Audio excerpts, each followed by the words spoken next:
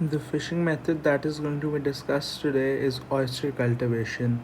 Oysters are caught in really low numbers in the wild and instead are usually cultivated.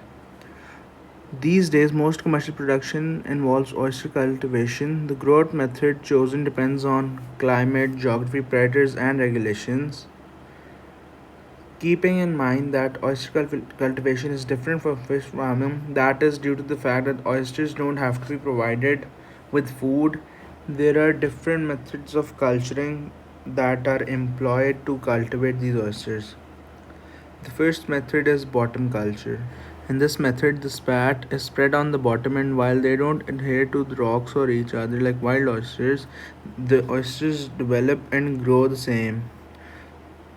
Bottom culturing produces very healthy oysters with thick shells and lots of meat. However, oysters grown and cultivated through this are usually prone to predators. The next method in oyster cultivation is cage culture. Cage culture is one way where cultivators can fend off predators that could potentially harm the oysters. These are large cages that house grow out mesh bags full of baby oysters and keep them safe. Some farms might exclusively use this method, while others may take the oysters out of the bags and bottom culture them to finish their growing. Another cultivation method is rack and bag culture. This is the same as cage culture in the way that it is also done to fend off predators. Oysters are placed in grow out bags and tied to steel racks, making them inaccessible by the predators.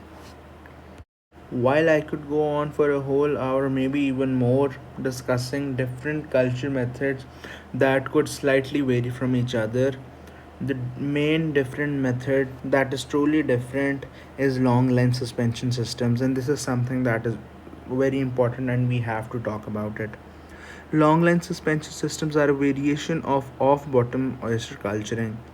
However, what differs them is the fact that in this procedure, long ropes with seedling oysters are attached and suspended in the water. They are usually suspended horizontally and staked 1 to 2 feet off the bottom. Sometimes, when we have deeper depths to work with, we can even suspend them vertically.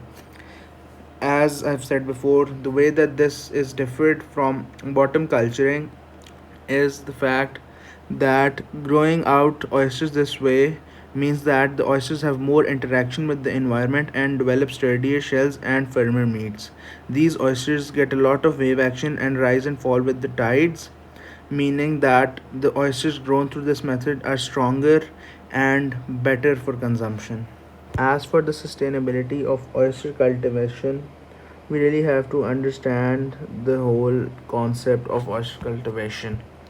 All these methods of culturing are at the base of it almost the same, with little variations here and there. This means that all of these variations are actually set out to tackle different problems that the oyster cultivation might face, meaning that we can't just say that they're sustainable or not, as it's not that simple.